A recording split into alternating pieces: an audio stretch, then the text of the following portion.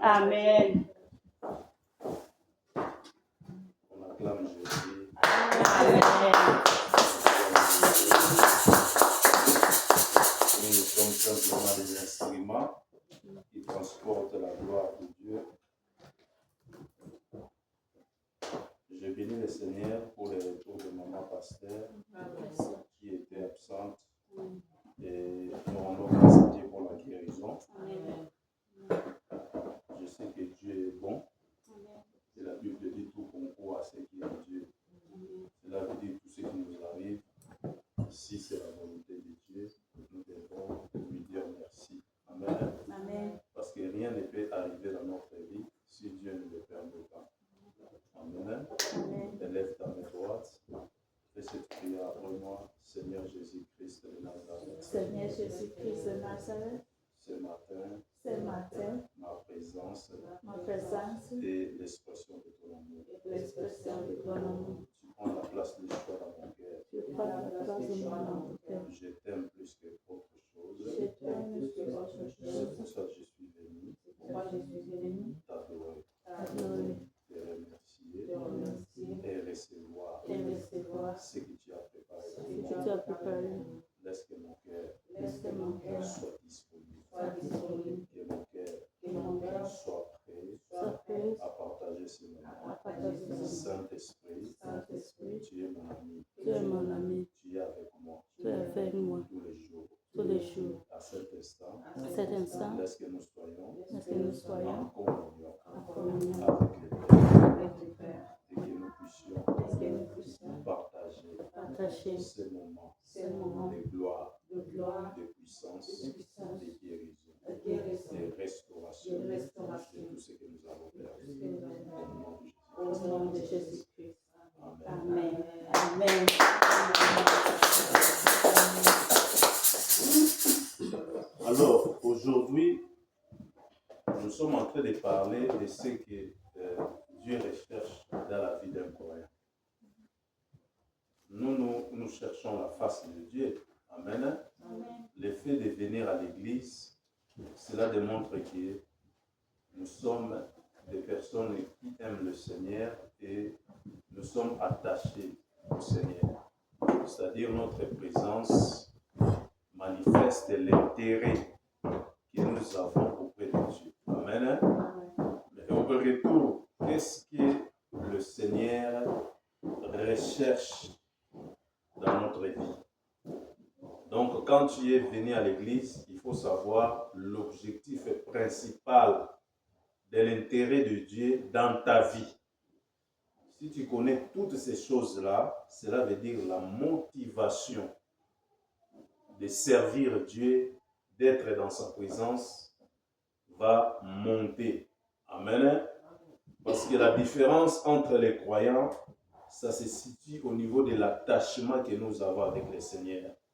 Et pour que notre attachement soit solide, nous devons être motivés. Amen. Nous devons être encouragés. Nous devons être poussés par quelque chose. Et ces choses-là, ou soit les options-là, qui nous poussent à être motivés pour être dans la présence de Dieu, pour le servir, c'est ce dont nous voulons partager ce matin. Amen. Donc, première chose à savoir, nous avons parlé de la transformation des vies, parce que Dieu n'utilise pas quelqu'un qui n'est pas transformé. Dieu, lorsqu'il te sauve, ses pensées ou sa volonté, son objectif est que tu sois une autre personne pour qu'il commence à travailler avec toi. Amen. Parce que tu ne dois pas rester ce que tu étais dans le passé, ce que tu as vécu dans le passé, et l'ensemble de ce que tu es, c'est l'histoire que tu as vécue. Amen. Donc, ce qu'une personne est, c'est l'ensemble des choses durant toute sa vie qu'il a vécu. On appelle ça la culture. Mais lorsque tu viens auprès de Dieu, Dieu commence d'abord à transformer ta vie. À transformer ta vie pour un objectif que tu deviens utile à saisir. Quelqu'un qui n'a pas subi la transformation, cette personne-là ne peut pas, aux yeux de Dieu, avoir de la valeur. Saluez la gloire de Dieu.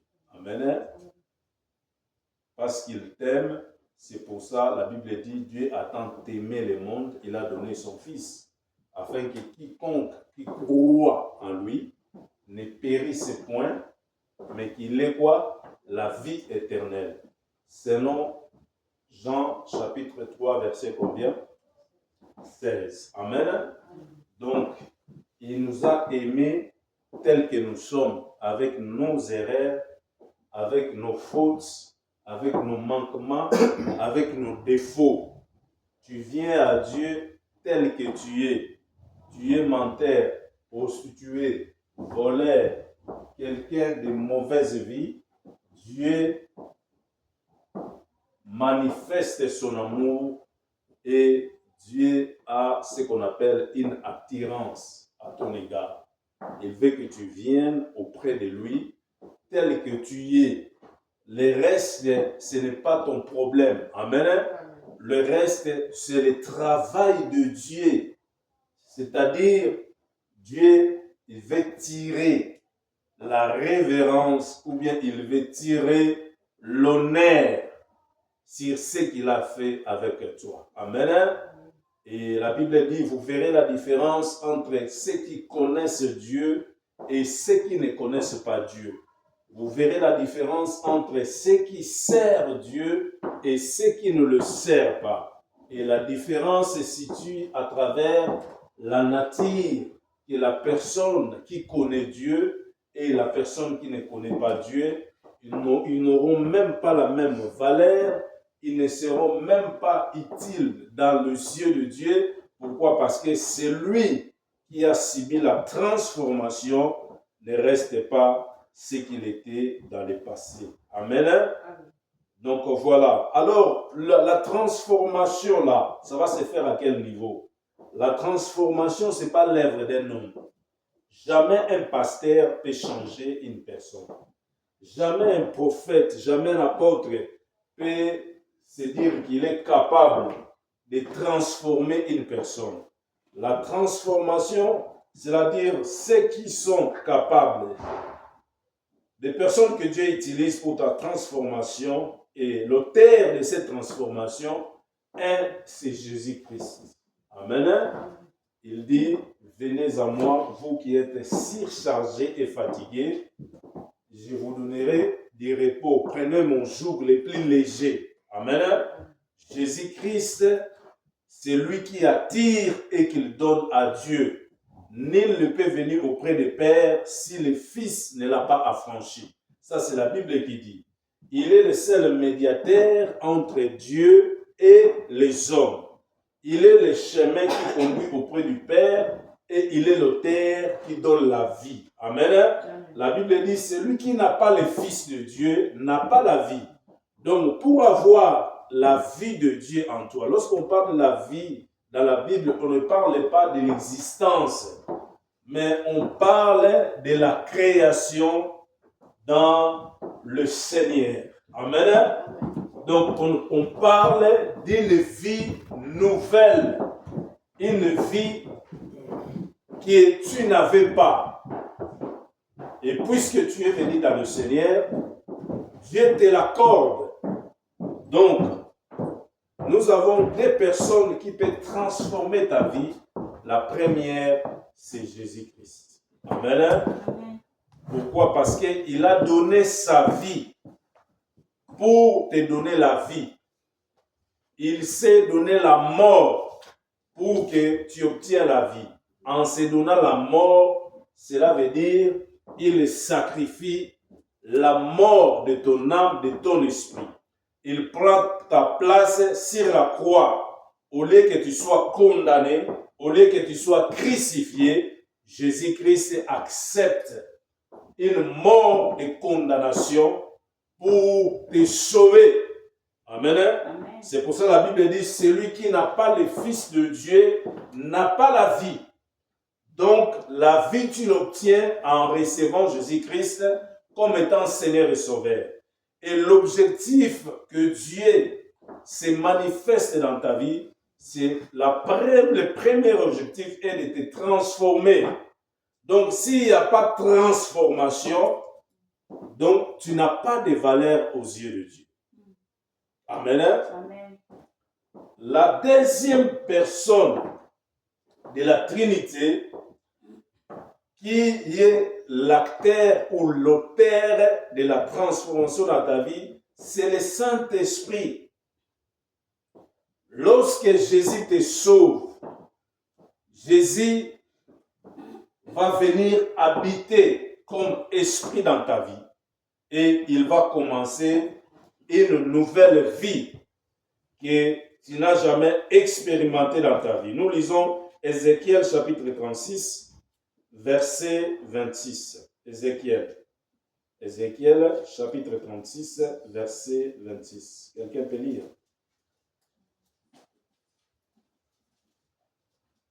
Ézéchiel, c'est après Isaïe, livre des prophètes. Voilà. Ézéchiel chapitre 36, verset 26.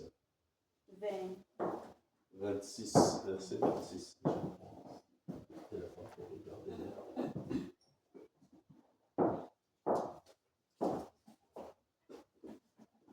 Alléluia. Amen.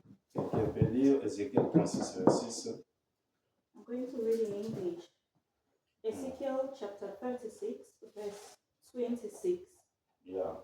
It says, I will give you a new heart and put a new spirit in you. I will remove from you your heart of stone and give you a heart of flesh. Yes. Je vous donnerai un cœur nouveau. Vous avez un cœur. Amen. Amen. Mais Dieu vous donne un cœur nouveau lorsqu'il vient habiter en vous. Amen. Amen. C'est Dieu qui vous avait créé avec le cœur que vous avez. Maintenant, lorsqu'il s'agit de la spiritualité, Dieu sait que l'homme est limité. Pourquoi? Parce qu'il a été créé avec une matière organique qui est la terre. C'est-à-dire, il n'est pas sensible à l'esprit. Il est une personne qui est limitée. Amen. Amen. Donc, pour que la spiritualité se manifeste dans la vie de cette personne, Dieu commence à transformer les cœurs.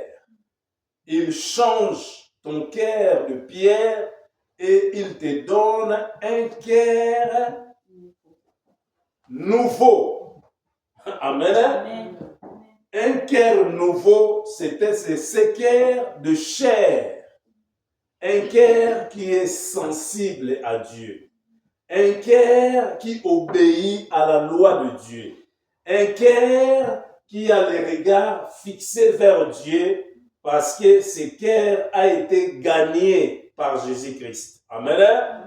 C'est pour ça que la Bible dit, lorsque nous faisons gagner, lorsque nous faisons confesser à la personne Jésus-Christ, il confesse de tout son cœur. Cela ne vient pas de son intelligence, cela ne vient pas de ses pensées, mais cela vient de son cœur. Amen. Amen. Lorsque quelqu'un reçoit Jésus-Christ, il le confesse. Selon Romains chapitre 10, verset 8. Tu le confesses de ton cœur. Amen. Je mettrai en vous un esprit nouveau. Ce n'est pas que vous n'avez pas l'esprit. Lorsque vous venez à Jésus, l'esprit que vous avez, on appelle ça l'esprit de l'homme. Ce n'est pas l'esprit de Dieu. Vous avez été créé par Dieu, vous avez l'esprit de l'homme. À cause de ce que Adam a fait dans le jardin d'Éden. Amen. Amen. Dieu a fait sortir Adam dans le jardin d'Éden parce qu'il avait perdu l'intimité avec Dieu. Cela veut dire la relation que Dieu avait avec Adam dans le jardin d'Éden était rompue. Dieu tient compte beaucoup sur la relation que vous avez avec lui. Et pas une simple relation, mais Dieu tient compte beaucoup sur l'intimité que vous avez avec lui. Lorsqu'on parle de l'intimité, on parle d'une relation approfondie, une relation spirituelle. Amen. Amen. Il dit, je mettrai en vous un esprit nouveau. L'esprit nouveau, c'est l'esprit de vie, c'est l'esprit de force, c'est l'esprit de gloire, c'est l'esprit de la sagesse, c'est l'esprit de la révélation, c'est l'esprit de la puissance, c'est le Saint-Esprit de Jésus-Christ. Dieu vient mettre cet esprit en vous parce qu'il sait que de vous-même, vous ne pouvez pas changer. Vous n'avez pas la capacité de changer. Tu peux faire beau ce que tu veux. Tu ne pourras pas changer les choses dans ta vie. Toi-même, il y a des choses que tu vas améliorer. Amen. Amen. Mais il y a des choses où ça demande que Dieu lui-même fasse un travail dans votre vie. Amen. Amen. Donc voici pourquoi nous sommes en train de parler sur ce que Dieu recherche en toi comme croyant. Être sauvé ne suffit pas. Mais Dieu veut voir des fruits d'une personne qui est sauvée. Les œuvres d'une personne réellement qui lui appartiennent. Dieu veut que tu obtiennes de la valeur à ses yeux et que tu sois utile à Dieu.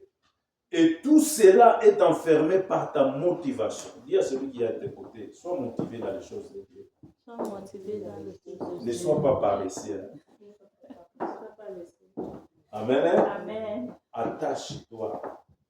Ton attachement fait grandir les liens que tu as. Amen. Amen. Lorsque un garçon drague une jeune sœur, la fréquentation crée l'affection. Amen. Amen. Donc, avec Dieu, lorsque tu les fréquentes, ça va créer l'affection, comme David a dit. Amen. Dieu aime des personnes qui sont habituées à les fréquenter, à s'attacher à lui. J'ôterai de votre cœur le cœur de pierre et je vous donnerai un cœur de chair. Amen. Amen. Et je mettrai mon esprit en vous et je ferai en sorte que vous suivez mes commandements et que vous observez et pratiquez mes lois. Amen. Amen. Donc, lorsque tu vois une personne qui ne veille pas sur les commandements de Dieu, qui ne pratique pas la parole de Dieu, c'est que le travail du Saint-Esprit dans sa vie n'est pas achevé. Amen. Donc, il est arrivé à un niveau, il lui manque encore un autre niveau. Amen. Amen. Donc, le niveau qui manque là, ça serait le travail du Saint-Esprit. Amen. Et le Saint-Esprit travaille dans la vie d'une personne qui est affectionnée dans les choses de Dieu. La dimension de ton affection que tu donnes dans les choses de Dieu, cela déclenche le travail du Saint-Esprit dans ta vie. Amen. Dieu joue le rôle dans les liens de l'amour, de l'affection. Plus tu t'affectionnes à des choses de Dieu, plus le Saint-Esprit prend une autre ampleur dans ta vie. Et il va venir non seulement transformer ta vie, mais il va ramener des choses qui manquaient dans ta vie. Donne-moi un amen pour ça. Amen. Vous comprenez ces choses? Donc, le rôle n'est pas seulement de venir à l'église, de connaître Dieu, mais notre souci, notre souhait est qu'il y ait croissance du point de vue spirituel et que vous puissiez croître dans la spiritualité. Vous comprenez l'ampleur de ce que Dieu est. Amen. Donc, c'est alors que vous verrez des résultats dans votre vie. Dis avec moi transformation. Transformation. Très fort, transformation. Transformation. Seigneur Jésus-Christ de Nazareth, Seigneur Jésus-Christ de Nazareth, je sais que tu m'aimes je sais que tu m'aimes tel que je suis, tel que je suis, mais fais un travail mais fais un travail dans ma vie, dans ma vie, afin que ma vie afin que ma vie ne soit plus la même. ne soit plus la même. Saint-Esprit de Dieu, Saint-Esprit de tu es Dieu, l'ami fidèle. tu es l'ami Tu fidèle. m'accompagnes tout au long de ma vie, Tu m'accompagnes tout au long de mais ma ne me laisse pas dans cet état. vie. Ne me laisse pas te- Transforme ma vie, Transforme ma vie. transforme mon cœur, Transforme mon cœur. ramène quelque chose Ramène quelque chose de nouvel dans ma vie. de nouvelles dans ma vie. Donc, il y a des choses que je voudrais révéler. La nouvelle vie dans le Seigneur est guidée par la marche, l'orientation du Saint-Esprit et la marche par la foi. Si tu veux avoir de la valeur aux yeux de Dieu, laisse-toi conduire par le Saint-Esprit. Amen. Ne te laissez pas conduire par les modes, les styles, les vagues ou les désirs du siècle. Amen. Amen. Laisse-toi conduire par le Saint-Esprit. Amen. Et la deuxième des choses, marche par la foi. Ne marche pas par tes cinq sens. Ne marche pas par ce que tu vois. Ne marche pas par ce que tu attends. Ne marche pas par ce que tu sens. Ne marche pas par ce que tu écoutes. Amen. Amen. Mais marche par la foi. Amen. La Bible dit dans le livre d'Hébreux, chapitre 11, verset 6, il faudrait que ceux qui se rapprochent de Dieu croient que Dieu existe et il est le rémunérateur de ceux qui le cherchent. Amen. Amen. Lisez Romains, chapitre 12, verset 2, que dit la Bible.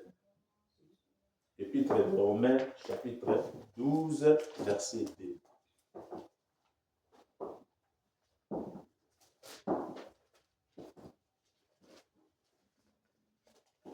Dieu travaille dans ta vie en fonction du travail qu'il a fait en toi. Amen. Romains, épître de Romains, chapitre 12, verset 2.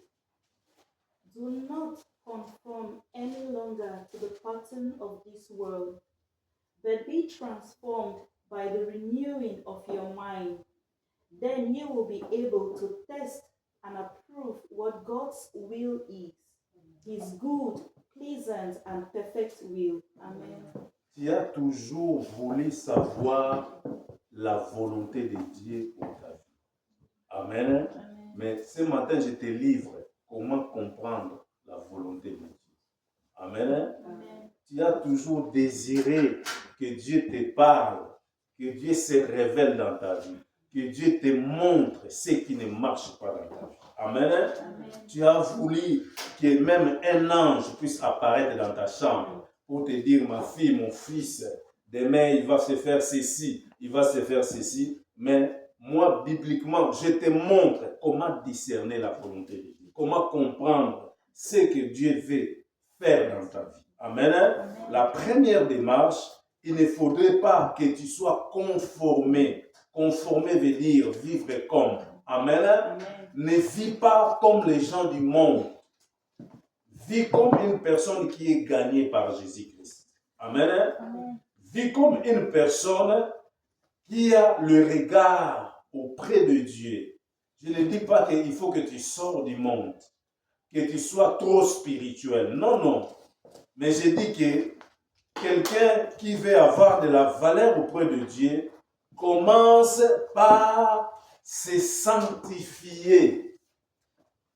La sanctification, c'est l'action par laquelle Dieu te prend, te met à part pour des œuvres dignes et bonnes. Amen. Amen. La personne que Dieu prend, met à part, c'est-à-dire Dieu s'intéresse à cette personne. Il a un objectif dans la vie de cette personne. Et Dieu le trouve utile à ses yeux. Amen. Amen. Nous tous, nous sommes les enfants de Dieu, mais nous n'avons pas la même valeur aux yeux de Dieu. Est-ce que vous savez ça? On n'a pas la même valeur aux yeux de Dieu. Si on avait la même valeur aux yeux de Dieu, on devait avoir tous la même grâce.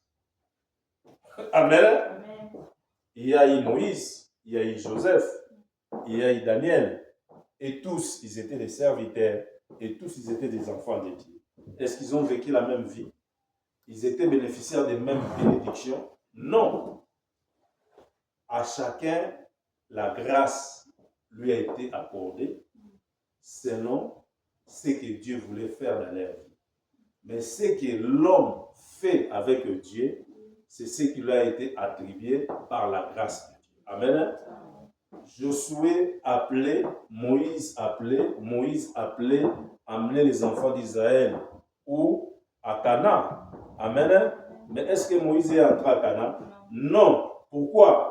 Parce que Moïse n'a pas observé ce que Dieu lui a dit. Dieu travaille comme ça. Amen. Donc ce que Dieu a fait avec Moïse, ce n'est pas ce que Dieu a fait avec Josué. Amen. Donc, de par la mission que Moïse avait, Moïse a échoué à la mission.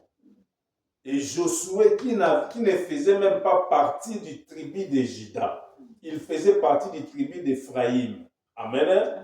Mais Dieu a arrêté les sacerdoces pour transcender les lois qu'il avait déjà établies en Israël des sacerdoces et prendre Josué du tribu d'Éphraïm et le faire entrer à la succession de ce dont Moïse voulait faire. À cause de quoi? De l'obéissance.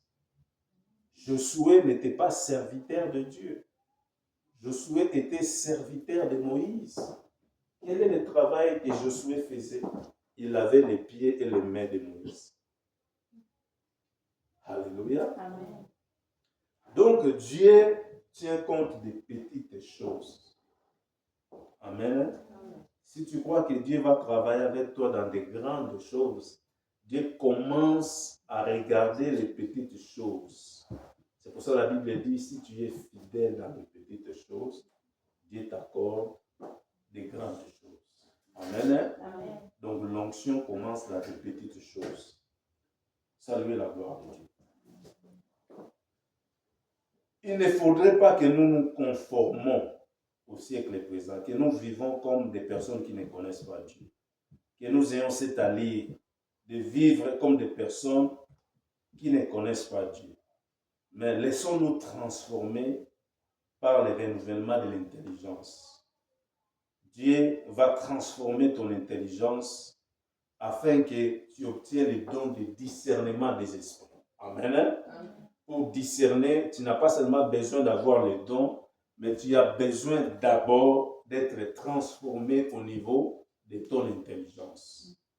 Donc c'est alors ta marche, ta conduite, ta vie sera le résultat de ce qui est ton cœur. Amen. Amen. Et la Bible dit, garde ton cœur plus qu'autre chose qui puisse exister, car c'est de là viennent toutes sources pour ta vie. Si ton cœur n'a pas changé, ta vie ne va pas changer. Si ton cœur change, ta vie change. Amen. Amen. Donc voilà. Première option, ce que Dieu recherche dans notre vie, c'est la transformation. Et dans notre attitude et relation que nous avons avec Jésus, nous devons continuer à marcher par la foi. Amen. Pour expérimenter beaucoup de choses. Dieu, c'est un esprit, ce n'est pas une personne comme toi et moi. Et il travaille dans le lien d'affection et d'amour. Dieu se manifeste à ce niveau. Et la deuxième étape, pour ce que Dieu recherche dans notre vie, est que nous soyons utiles pour le Seigneur. Utiles. Est-ce que Dieu peut compter sur toi? Toi, tu peux compter sur tes parents. Moi, je vois à la maison, lorsqu'il n'y a plus de frites, lorsqu'il n'y a plus de sandwich, tous les regards sont fixés vers les parents. Maman, papa, il n'y a pas de frites, il n'y a plus de sandwich. Amen. Amen. Mais ils ne savent pas que pour qu'on puisse avoir ces frites et ces sandwichs, il faudrait que papa et maman fassent des mouvements pour que cela arrive à la maison. Ils tiennent sur les parents. Amen. Amen. Mais aujourd'hui, est-ce que Dieu peut compter sur toi? Il y a des gens que Dieu ne peut pas compter sur eux. Parce qu'aux yeux de Dieu, ils ne valent rien. Ils sont des enfants de Dieu. Ils attendent un jour d'entrer dans le royaume de Dieu. Mais ici sur terre, est-ce que Dieu peut compter sur eux? C'est ça le problème. Amen. Donc pour être utile pour notre Dieu, la première des choses, nous devons vivre dans la pureté. Parce que Dieu est pur. Amen. Nous devons vivre dans la pureté. Et lorsque je parle de la pureté, je touche tout ce qui est de la morale. Amen. Marcher dans l'intégrité, être saint du cœur. Nous allons parler d'un verset qui va ouvrir tout ça. 2 Timothée chapitre 2 verset 21. Ce qu'il faut savoir, tu étais sauvé par Dieu. Amen. 2 Timothée chapitre 2 verset 21.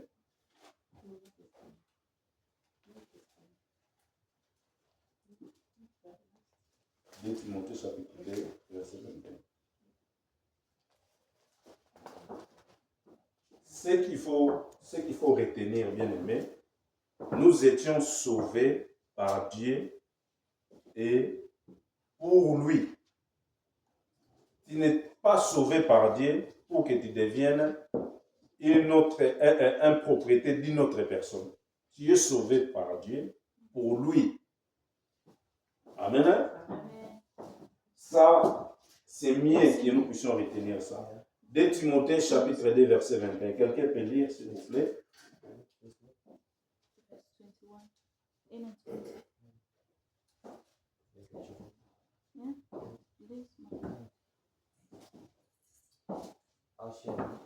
Als je je niet met de zonde inlaat, zul je zijn een van die borden van zuiver goud, de beste in huis, zodat Christus je kan gebruiken voor zijn hoogste delen. Amen. On commence par le verset 20, s'il vous plaît. Verset 20 dit quoi? In een groot huis heeft men niet alleen borden van goud en zilver, maar ook van hout en aardwerk. De dure borden worden voor de gasten gebruikt en de goedkope voor dagelijks gebruik. Amen. Dans une grande maison, amen. Amen. La Bible dit, il n'y a pas seulement des vases d'or et d'argent, mais il y a aussi des vases de bois et de terre. Donc nous avons combien de sortes de vases ici? 4 sortes de vases. Quand tu entres dans les maisons des gens ici, tu vas voir, il y a des vases. Hein? Les vases qui se trouvent dans la maison, ce sont des vases de décoration. Vrai ou faux? Et tu verras que dans le vase que tu trouves dans les maisons des gens, ça peut être un vase d'or, soit d'argent, de bois ou de terre. Mais lorsque tu poses le vase d'or, d'argent, de bois et de terre, ils n'ont pas la même valeur dans les marchés. Quand tu vas acheter un vase d'or, c'est un peu cher que le vase d'argent. Et le vase d'argent est cher que le vase de bois. Le vase de bois est cher que le vase d'argile. Mais tous sont des vases. C'est comme dans l'église. Nous tous, nous sommes des vases. Mais la différence, c'est au niveau d'utilité. Lorsque Dieu te regarde, il te regarde comme un vase. Est-ce qu'il te regarde comme un vase d'honneur ou un vase vil? Un vase vil, c'est un vase qui est utile à rien. Il est là, j'ai vu Denis sortir un vase qui avait une fleur et le laisser dehors parce que la fleur a fait quoi? A fleuri. Si c'était un vase d'or, crois-tu qu'elle allait le faire sortir dehors? Elle allait changer la plante pour conserver les vases. Amen. Amen. Mais elle a fait sortir ça parce que c'est un vase de terre. Ça commence à combler. Mais les vases d'or à la maison, même si la plante est séchée, elle continue à décorer la maison. Vrai ou faux? Donc, ici, Dieu veut nous montrer la différence que nous avons comme étant des enfants de Dieu à ses yeux. Amen. Amen. Mais il dit ceci, pour être un vase d'honneur, il nous donne les conditions. Il dit, si donc quelqu'un se conserve pire en s'abstenant de ces choses, il sera un vase de quoi? D'honneur. Donc, si tu veux avoir de l'honneur, si tu veux être utile aux yeux de Dieu, la première des choses, il faut que tu marches dans la pureté. Dieu tient compte de la pureté. Une personne qui marche dans la pureté est considérée comme une personne d'honneur aux yeux de Dieu. Pas une personne qui parle la langue, ni prophétise, qui peut prier pendant 5 heures. Non. Est-ce que vous comprenez ces choses? Donc, Dieu veut assez que tu comprends que ce qui te donne l'honneur devant sa présence, c'est le fait de marcher dans la pureté. Quelqu'un a dit Amen. Amen. C'est très important. Et la Bible dit ceci, si donc quelqu'un se conserve pire en s'abstenant de ces choses, il sera un vase d'honneur, sanctifié, utile à son maître, propre à toute bonne œuvre. J'aimerais que nous puissions comprendre cette nuance. Lorsque la Bible dit tu deviendras utile au maître, à son propre œuvre, c'est-à-dire pour que Dieu puisse t'utiliser. Pour que Dieu t'utilise, la première des choses, il doit d'abord t'honorer. Il faut qu'il y ait l'honneur, on dit quoi? L'honneur de Dieu dans ta vie. Si Dieu ne t'honore pas, il ne peut pas t'utiliser. Quand vous faites passer les serviteurs, nous allons honorer les serviteurs de Dieu. Ça, c'est les hommes qui honorent. Amen. Amen. Pourquoi? Parce que la personne est élevée en dignité comme étant serviteur. Mais si c'est Dieu qui l'honore, il va l'honorer plus que les hommes. Si les gens t'élèvent, leurs mains font quoi? Ils seront fatigués. L'histoire de qui? De Ir et Aaron et Moïse. Donc n'attendez pas que les hommes vous honorent. Moi, quand je vais dans une église qui ne me connaissent pas que je suis pasteur, je m'assois derrière. Je n'ai pas besoin de l'honneur. Parce que dans cette assemblée-là, Jésus est honoré. Comme ils ne me connaissent pas.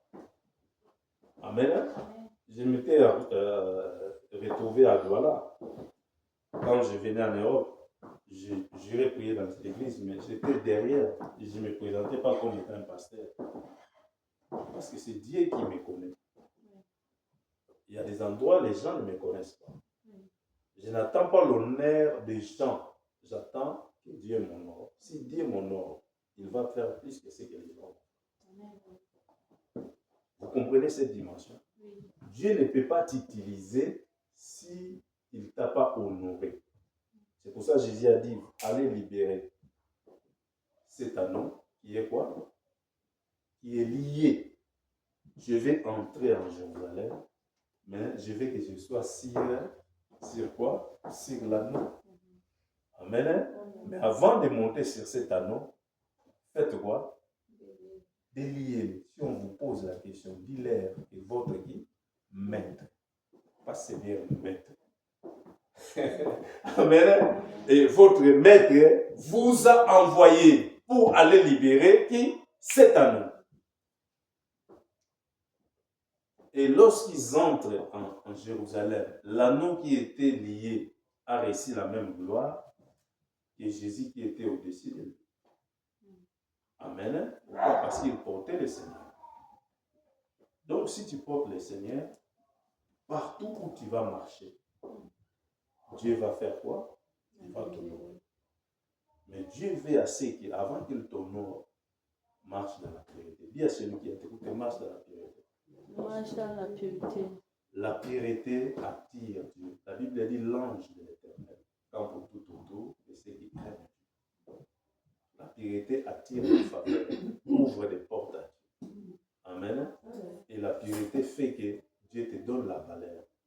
à ses yeux, tu as de la valeur. Tu n'as pas de la valeur aux yeux de Dieu parce que tu as de l'argent. Non. Tu n'as pas de valeur aux yeux de Dieu parce que tu t'habilles bien ou bien tu as fait des études. Non. Parce que l'or et l'argent appartiennent à Dieu. Donc, il est important que nous puissions comprendre que pour devenir utile aux yeux de Dieu, nous devons commencer à observer, à marcher dans la pureté. Ça, c'est la première des choses. Et pour être aussi un vase d'honneur, dis avec moi, je suis un vase d'or. Je suis un vase d'or. On ne peut pas me mettre sous les lits. Partout je serai, je vais briller.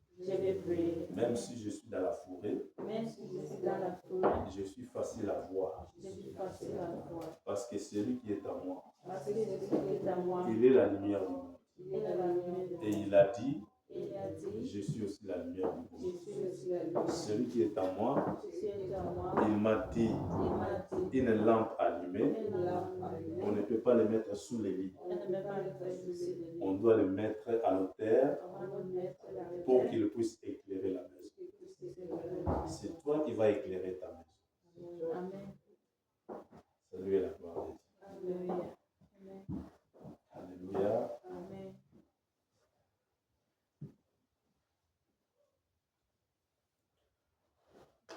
La deuxième dimension, pour que tu sois utile aux yeux de Dieu, c'est les œuvres que tu dois produire. La Bible dit la foi sans les œuvres, c'est une foi qui est morte. Nous ne pouvons pas seulement prôner que nous aimons le Seigneur, nous prions, nous sommes ses croyants, nous sommes ses fidèles. Ça fait 15 ans, 20 ans que je suis dans le Seigneur. Amen. Notre foi doit être éprouvée par les œuvres. C'est avec les œuvres que nous faisons que nous attirons les miracles. Tabitha, Dorcas était morte, mais tous les villages entiers ont refusé de l'enterrer à cause de ce qu'elle faisait avec ses mains. Ce n'est pas seulement la prière qui peut te sauver, mais ce que tu fais avec tes mains ouvre les portes dans le ciel. Amen. Amen. Donc c'est pour ça, pour que tu aies de la valeur aux yeux de Dieu. Amen. Amen. Il faut que tu produises des œuvres. Les disciples ont demandé à Jésus, comment est-ce que les gens reconnaîtront que nous étions avec toi? Par la parole, par les miracles, par l'évangélisation que nous faisons, par les guérisons que nous faisons. Jésus a dit non. On va reconnaître que vous êtes mes disciples à travers vos œuvres, votre vie, les fruits de votre foi. Amen. Amen. Donc, je suis venu te révéler ces choses. Tout ce que nous avons besoin que Dieu fasse avec nous, il ne fera pas seulement dans la prière, mais il peut faire ça par des actions de grâce, par les offrandes, par ce qu'on appelle la libéralité, par ce qu'on appelle l'esprit de soutenir les veuves, les orphelins, des gens, des démunis. Tout cela ouvre en nous des choses dans la vie et fait que nous devenons les associés de Dieu. Parce que celui qui est en face de toi, c'est ton Dieu. Dieu a dit, si tu n'arrives pas à soutenir un démuni qui est en face de toi, donc c'est-à-dire, c'est comme si tu ne m'as pas soutenu.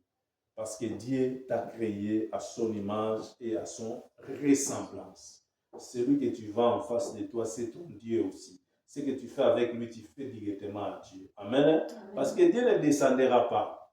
Il ne viendra pas dans ta chambre pour te dire que ma fille, mon fils fait ceci. Non, ce que tu fais avec tes mains est plus puissant que la prière. Amen. Amen. Et Jésus dit à cet chef des centeniers romains, il vient auprès de Jésus pour dire à Jésus, j'ai un serviteur que j'ai laissé à la maison mourant, il est très malade. Puis Pierre dit à Jésus, cet homme que tu vas, il est le chef des centeniers. Centenier veut dire un chef derrière lui auquel il y a 100 militaires. Cela veut dire qu'il était au commandement des 100 militaires. Et Pierre dit à Jésus que cet homme que tu vas, il a construit un synagogue. Mais il n'a jamais prié dans ces synagogues parce qu'il n'était pas juif. Il était romain. Amen. Amen. Donc il n'a jamais entré dans ces synagogues, mais il a seulement construit un synagogue. Bien-aimé, construire un synagogue, c'est faire entrer une dynastie dans une région. Les enfants des enfants des enfants des enfants viendront prier dans cette église. Quelle dimension de bénédiction. Vous voyez? Et lorsque Jésus entendit cela, il dit à cet homme, je vis en Israël, mais je n'ai jamais vu un homme de foi plus grand que toi. En Israël, il y avait Abraham. En Israël, il y avait Moïse. En Israël, il y avait Jacob. En Israël, il y avait Josué. En Israël, il y avait Daniel. En Israël, il y avait Ézéchiel. Mais Jésus a dit, je n'ai jamais vu un homme de foi. Il y a des choses, quand tu les fais, tu ne connais pas l'ampleur de ce que Dieu va faire avec. Il faut savoir oser avec Dieu. Amen. Aux yeux de Jésus, cet homme avait plus de la valeur que Pierre. Pourquoi? Parce que Pierre était avec lui, il marchait avec lui, mais il n'a même pas osé faire quelque chose de comme ça. Mais un païen qui ne connaît pas Dieu, qui est romain, et à cette époque, c'est la Rome qui dominait sur Israël, sur la Palestine, parce qu'Israël n'était pas là à cette époque. Amen. Amen. Il a fait cela. Donc, il faut savoir oser avec Dieu, miser avec Dieu, et attends-toi que tout ce que tu fais avec Dieu, il y a toujours un retour. Amen. Parce que la Bible dit, la main qui donne, c'est celle qui est supérieure à celle qui reçoit. Et ça, c'est dans le domaine de la spiritualité. Dieu sait qu'en donnant, tu es en train d'impacter ta vie. Et Dieu ne peut pas laisser une main qui donne vide. Il va toujours pouvoir à ces mains-là, afin qu'il ne manque pas de quoi donner. Salut la gloire.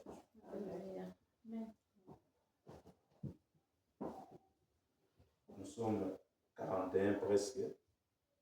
Je ne peux pas aller très loin, vu le temps.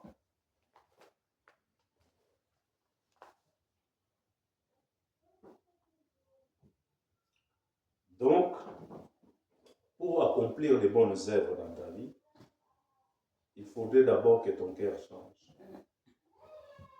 Et vous remarquerez dans une église, surtout dans notre église pentecôtiste, l'église de Réveil, les gens aiment le Seigneur, mais ils ont les lourdeurs pour donner même le dîme des offrandes.